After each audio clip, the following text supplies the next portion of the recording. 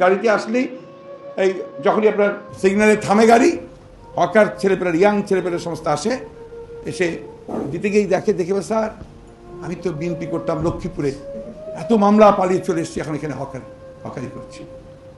রিক্সা চালায় আমাদের ছেলেরা।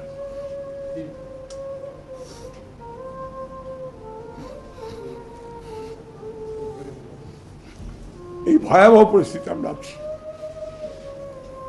গুম করে দেয়, খুঁজে পাওয়া যায় না। বাচ্চাগুলো এখানে দাঁড়িয়ে স্লিং বললো আপনাদের সামনেই।